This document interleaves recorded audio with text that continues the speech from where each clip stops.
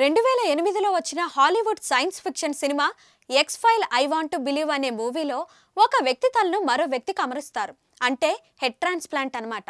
ఈ సినిమాలో జరిగినట్టు నిజ జీవితంలోనూ ఒక వ్యక్తి తలను మరొకరికి అమర్చడం సాధ్యమా అంటే అవుననే అంటుంది అమెరికాకు చెందిన బ్రెయిన్ బ్రిడ్జ్ సంస్థ. హెడ్ ట్రాన్స్ప్లాంట్ ఎలా చేయవచ్చో రోబోలతో చిత్రీకరించిన వీడియోను కూడా సోషల్ మీడియాలో విడుదల చేసింది. ప్రమాదాల్లో అవయవాలు కోల్పోవడం లేదా దెబ్బతినడం జరిగితే దాతల నుంచి సేకరించిన అవయవాలను తీసుకొని ఆర్గాన్ ట్రాన్స్ప్లాంట్ చేసినట్టే ఒక వ్యక్తి తలను మరొకరికి అమర్చడాన్ని హెడ్ ట్రాన్స్ప్లాంట్ అంటారు.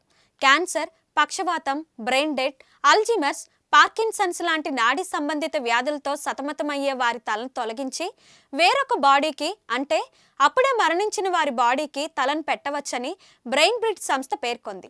అయితే హెడ్ ట్రాన్స్ప్లాంట్ ప్రయోగం కొత్తదేం కాదు. ఈ తరహా ప్రయోగాలు 1990లోనే ప్రారంభమయ్యాయి. ఇప్పటికే చాలా మంది శాస్త్రవేత్తలు జంతువులపై ఈ ప్రయోగాలు చేశారు.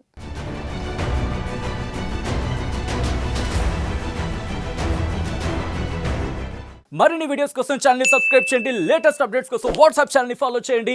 అండ్ లింక్ డిస్క్రిప్షన్ లో ఉంది.